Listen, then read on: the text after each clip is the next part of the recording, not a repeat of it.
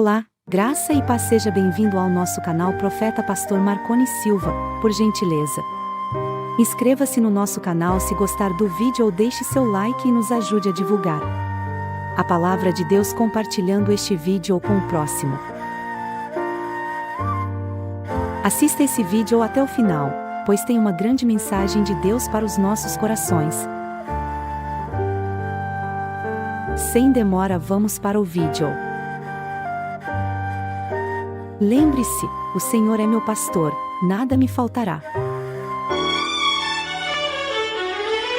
O arrebatamento segundo a Bíblia.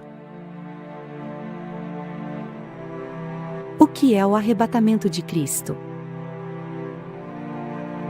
O arrebatamento de Cristo é a transformação e a transferência dos crentes vivos e mortos da terra para o céu, no momento da segunda vinda de Jesus.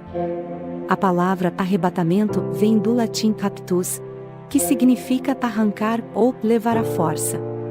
O termo equivalente em grego é tarpazo, que significa agarrar, arrastar ou arrebatar. Esse verbo aparece em 1 Tessalonicenses 4:17, onde Paulo diz que os crentes serão arrebatados para encontrar o Senhor nos ares. O arrebatamento de Cristo é um evento sobrenatural, que envolve a mudança do corpo natural para o corpo glorificado, semelhante ao de Jesus após a ressurreição. Em 1 Coríntios 15:51-52, Paulo explica que nem todos os crentes morrerão, mas todos serão transformados em um instante, na última trombeta. Essa transformação é necessária para que os crentes possam herdar o Reino de Deus, que é incorruptível e imortal. 1 Coríntios 15:50. O arrebatamento de Cristo é também uma transferência dos crentes da terra para o céu, onde eles estarão para sempre com o Senhor. Em João 14:1-3, Jesus prometeu que iria preparar um lugar para os seus discípulos na casa do Pai, e que voltaria para buscá-los. Em Apocalipse 3:10, Jesus prometeu que guardaria os crentes da hora da provação que viria sobre o mundo inteiro. Essas promessas se cumprirão no arrebatamento de Cristo, quando os crentes serão livres da presença do pecado, da morte e do mal. Quando será o arrebatamento de Cristo? A Bíblia não revela a data exata do arrebatamento de Cristo, mas indica alguns sinais que antecederão esse evento. Em Mateus 24:36-44, Jesus comparou a sua vinda com os dias de Noé, em que as pessoas viviam despreocupadas e impenitentes, até que veio o dilúvio e as levou todas. Jesus alertou que assim será também na sua vinda: 2 estarão no campo, um será tomado e outro deixado. 2 estarão moendo, uma será tomada e outra deixada. Por isso, ele exortou-os, seus discípulos, a vigiar e estar preparados. Em 2 Tessalonicenses 2:1-12, Paulo esclareceu que o arrebatamento de Cristo não aconteceria antes da manifestação do Anticristo, o homem do pecado, que se oporá a Deus e enganará muitos com sinais e prodígios mentirosos. Esse homem será revelado depois da remoção do que o detém, que pode ser o Espírito Santo ou a Igreja. O Anticristo se assentará no templo de Deus, proclamando-se Deus, e perseguirá os santos. Mas ele será destruído pelo sopro da boca de Jesus na sua vinda. Em Apocalipse capítulo 4-19, João descreve uma série de juízos divinos que cairão sobre a terra. Durante a tribulação, um período de 7 anos dividido em 2 metades de 3 anos e meio cada. Esses juízos incluem os selos, as trombetas e as taças da ira de Deus. Eles terão como alvo habitantes da terra que rejeitaram a Deus e adoraram a besta, o Anticristo, e a sua imagem. Esses juízos culminarão na Batalha do Armagedon, onde as nações se reunirão contra Israel, mas serão derrotadas pelo Cordeiro. Há diferentes visões sobre a relação entre o arrebatamento de Cristo e a tribulação. Alguns creem que o arrebatamento ocorrerá antes da tribulação, pré-tribulacionismo, outros que ocorrerá no meio. da tribulação, mesotribulacionismo, outros que ocorrerá depois da tribulação, pós-tribulacionismo, e outros que ocorrerá em duas fases, uma antes e outra depois da tribulação, dispensacionalismo. Cada visão tem seus argumentos bíblicos e teológicos, mas nenhuma delas é definitiva ou essencial para a salvação. O que importa é que os crentes estejam prontos para o arrebatamento de Cristo, seja ele quando for. No Tessalonicenses 5, 1-11, Paulo diz que os crentes não estão nas trevas, para que aquele dia os surpreenda como um ladrão. Eles são filhos da luz e do dia, e devem estar sóbrios, vestidos da couraça da fé e do amor, e do capacete da esperança da salvação. Eles devem consolar-se uns ao outros com a certeza de que Deus os destinou para a salvação, por meio de Jesus Cristo. Qual é a importância do arrebatamento de Cristo? O arrebatamento de Cristo é um evento de grande importância para a Igreja e para o mundo. Para a Igreja, o arrebatamento significa a consumação da sua esperança, a realização da sua redenção e a recompensa da sua fidelidade. Para o mundo, o arrebatamento significa o início do juízo de Deus, a revelação do Anticristo e a tribulação dos ímpios. Para a Igreja, o arrebatamento é a consumação da sua esperança. Em Romanos 8, 18-25, Paulo diz que os crentes gemem juntamente com a criação, aguardando a adoção de filhos, a redenção do corpo. Eles esperam com paciência o que não veem, sabendo que Deus cumprirá as suas promessas. No arrebatamento, os crentes verão a Jesus face a face, e serão transformados à sua imagem. Eles receberão corpos glorificados, livres da corrupção e da mortalidade. Eles entrarão na plenitude da vida eterna. Para a Igreja, o arrebatamento é também a realização da sua redenção. Em Efésios 1, 13-14, Paulo diz que os crentes foram selados com o Espírito Santo da promessa, que é o penhor da nossa herança, até ao resgate da sua propriedade. O Espírito Santo é o garantidor de que Deus cumprirá o seu propósito de salvar os seus eleitos. No arrebatamento, os crentes serão resgatados por Deus, como sua propriedade exclusiva. Eles serão libertos do domínio das trevas e transportados para o reino do Filho do seu amor. Para a Igreja, o arrebatamento é ainda a recompensa da sua fidelidade. Em 2 Timóteo 4, 6-8, Paulo diz que combateu o bom combate, acabou a carreira e guardou a fé. Ele afirma que lhe está reservada a coroa da justiça, que o Senhor lhe dará naquele dia, e não somente a ele, mas também a todos os que amam a sua vinda. No arrebatamento, os crentes receberão as suas coroas de glória, honra e vida. Eles serão galardoados por Deus por suas obras feitas em seu nome. Eles reinarão com Cristo por toda a eternidade. Para o mundo, o arrebatamento é o início do juízo de Deus.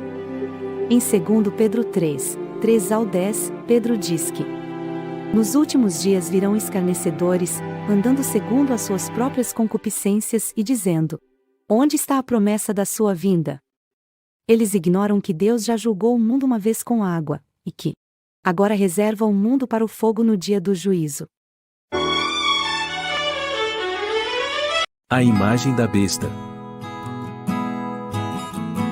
A imagem da besta é uma das figuras mais misteriosas e intrigantes do livro do Apocalipse.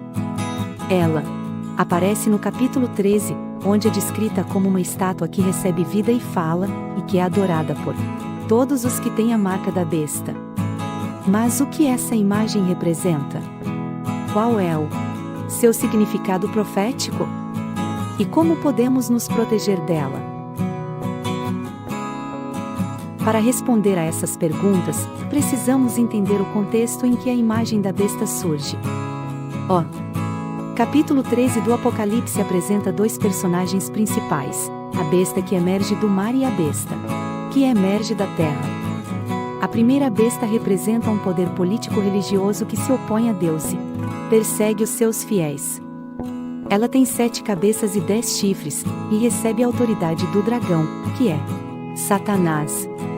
A segunda besta representa um poder religioso que age em favor da primeira, realizando sinais e maravilhas para enganar os habitantes da terra.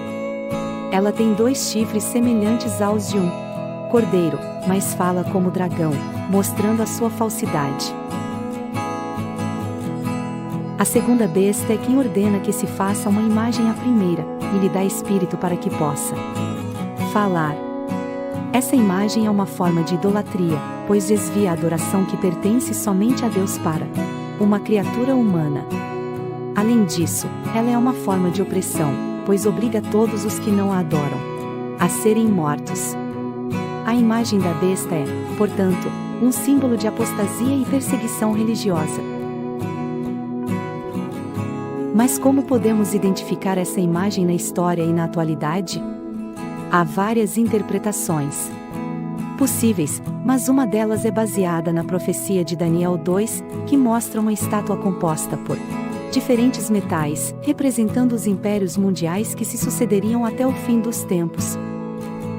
A cabeça de ouro era Babilônia, o peito e os braços de prata eram Medo-Pérsia, o ventre e as coxas de bronze eram Grécia, as pernas de ferro eram Roma, e os pés de ferro e barro eram os reinos divididos que surgiram após a queda de Roma. Segundo essa interpretação, a imagem da besta seria uma aliança entre os poderes políticos e religiosos representados pelos pés de ferro e barro, que tentariam restaurar a autoridade, a influência da antiga Roma. Essa aliança seria contrária aos princípios bíblicos de liberdade religiosa e separação entre igreja e Estado, e imporia uma falsa adoração aos que não se submetessem. Como podemos nos livrar dessa imagem? A resposta está no capítulo 14 do Apocalipse, que apresenta 3 anjos com mensagens urgentes para o mundo. O primeiro anjo proclama o Evangelho eterno e convoca todos a temerem a Deus e darem-lhe glória, pois chegou a hora do seu juízo. O segundo anjo anuncia a queda de Babilônia, que é o sistema religioso apóstata que se uniu à besta. O terceiro anjo adverte sobre as consequências de receber a marca da besta ou adorar a sua imagem, a ira de Deus sem mistura. Essas mensagens nos chamam a uma decisão: ou seguimos a Deus e obedecemos aos seus mandamentos, ou seguimos ao homem e obedecemos às suas tradições. A escolha é nossa, mas as consequências são eternas. Que possamos escolher o lado certo, pois em breve Jesus voltará para buscar os seus fiéis e destruir os seus inimigos. Que possamos estar preparados para esse grande dia. A segunda vinda de Cristo. A Bíblia usa vários termos para se referir à segunda vinda de Cristo, como parousia, aparecimento, revelação, dia do Senhor e vinda do Filho do Homem. Há alguns versículos que falam da segunda vinda de Cristo são João 14, 3, e, se eu for e vos preparar o lugar, virei outra vez, e vos tomarei para mim mesmo, para que onde eu estiver estejais vós também. Atos 1, 11, e, estando com os olhos fitos no céu, enquanto ele subia, eis que junto dele se puseram 2 homens vestidos de branco, os quais lhes disseram: Homens galileus, por que estáis olhando para o céu?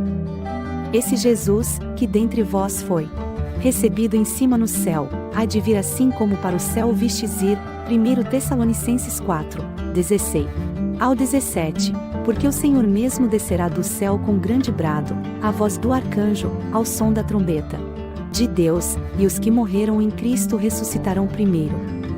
Depois nós, os que ficarmos vivos, seremos arrebatados juntamente com eles nas nuvens, a encontrar o Senhor nos ares, e assim estaremos sempre com o Senhor. Mateus 24, 30. Então aparecerá no céu o sinal do Filho do Homem, que toda as tribos da terra se lamentarão, e verão o Filho do Homem, vindo sobre as nuvens do céu, com poder e grande glória. Hebreus 9, 28. Assim também Cristo, oferecendo-se uma vez para tirar os pecados de muitos, aparecerá segunda vez, sem pecado, aos que o esperam para a salvação. A Bíblia contém muitas profecias sobre a segunda vinda de Cristo, tanto no Antigo como no Novo Testamento. Algumas profecias são: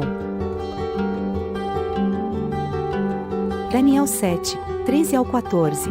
Eu estava olhando nas minhas visões da noite, e eis que vinha nas nuvens do céu como filho do homem, e dirigiu-se ao ancião de dias, e o fizeram chegar até ele. E foi-lhe dado o domínio, e a honra, e o reino, para que todos os povos, nações e línguas o servissem, e o seu domínio é um domínio eterno, que não passará, e o seu reino tal, que não será destruído. Zacarias 14, 4. Naquele dia estarão os seus pés sobre o Monte das Oliveiras, que está defronte de Jerusalém, para o Oriente, e o Monte das Oliveiras será fendido pelo meio para o Oriente e para o Ocidente, e haverá um vale muito grande, e metade do monte se apartará para o norte, e a outra metade dele para o sul. Apocalipse 1, 7. Eis que vem com as nuvens, e todo olho verá, até mesmo aqueles que o traspassaram, e todas as tribos da terra se lamentarão sobre ele. Sim. Amém. Apocalipse 19, 11 ao 16. E vi o céu aberto, e eis um cavalo branco, e o que estava sentado sobre ele chama-se Fiel e Verdadeiro, e julga e peleja com justiça. E os seus olhos eram como chama de fogo, e sobre a sua cabeça havia muitos diademas, e tinha um nome escrito, que ninguém sabia senão ele mesmo. E estava vestido de uma veste salpicada de sangue, e o nome pelo qual se chama é a Palavra de Deus. E seguiam-nos exércitos no céu em cavalos brancos, e vestidos de linho fino, branco e puro. E da sua boca saía uma espada afiada, para ferir com ela as nações, e ele as regerá com vara de ferro, e ele mesmo é o que pisa o lagar do vinho do furor e da ira do Deus Todo-Poderoso. E no manto e na sua coxa tem escrito este nome: Rei dos Reis, e Senhor dos Senhores. A Bíblia descreve o acontecimento da segunda vinda de Cristo como um evento glorioso, majestoso, poderoso e triunfante. Ele virá nas nuvens do céu, acompanhado de anjos, trombetas, vozes e sinais. Ele virá para ressuscitar os mortos em Cristo, arrebatar os vivos em Cristo, julgar os vivos e os mortos, derrotar o anticristo e o falso profeta, prender Satanás, estabelecer o seu reino milenar na terra e renovar todas as coisas. A Bíblia fala da segunda vinda de Cristo como a esperança da Igreja e a consumação da salvação. Ela nos ensina a viver em santidade, vigilância, oração e evangelização.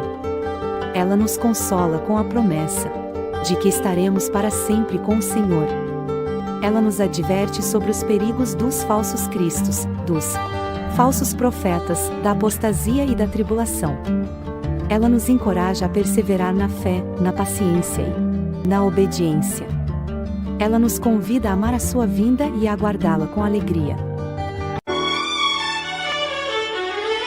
A segunda morte. A segunda morte é a separação definitiva de Deus, que ocorre após o juízo final. A Bíblia diz que todos os mortos serão ressuscitados, uns para a vida eterna e outros para a condenação eterna. João 5, 28 ao 29. Os que creram em Jesus Cristo como seu Senhor e Salvador serão salvos da segunda morte, pois terão seus nomes escritos no livro da vida. Apocalipse 20, 15. Os que rejeitaram a graça de Deus e persistiram no pecado serão lançados no lago de fogo, que é a segunda morte. Apocalipse 21, 8. A segunda morte é o destino final dos ímpios, que não se arrependeram dos seus pecados nem aceitaram o sacrifício de Jesus na cruz. A Bíblia diz que o lago de fogo é um lugar de tormento eterno, onde haverá choro e dores. Mateus 13, 42. A segunda morte é também chamada de a morte eterna. Mateus 25, 46, a perdição dos homens ímpios, segundo Pedro 3, 7, e a ira de Deus, Romanos 2, 5. A segunda morte é o oposto da vida eterna, que é a comunhão com Deus e com os seus santos, 1 João 5, 11 ao 12. A Bíblia nos dá vários versículos sobre a segunda morte, que nos alertam sobre a sua gravidade e nos exortam a fugir dela. Por exemplo,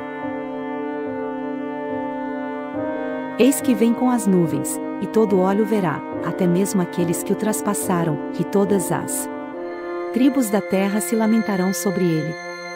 Sim. Amém. Eu sou o Alfa e o Ômega, diz o Senhor Deus, aquele que é, e que era, e que há de vir, o Todo-Poderoso. Apocalipse 1, 7 a 8. Bem-aventurado aquele que lê, e os que ouvem as palavras desta profecia, e guardam as coisas que nela estão escritas, porque o tempo está próximo. Apocalipse 1, 3, e vi um grande trono, branco, e aquele que estava sentado sobre ele, de cuja presença fugiu a terra e o céu, e não se achou lugar para eles. E vi os mortos, grandes e pequenos, em pé diante do trono, e abriram-se uns livros, e abriu-se outro livro, que é o da vida, e os mortos foram julgados pelas coisas que estavam escritas nos livros, segundo as suas obras. E deu o mar os mortos que nele havia, e a morte e o inferno deram os mortos que neles havia, e foram julgados cada um segundo as suas obras. E a morte e o inferno foram lançados no lago de fogo. Esta é a segunda morte. E aquele que não foi achado escrito no livro da vida foi lançado no lago de fogo.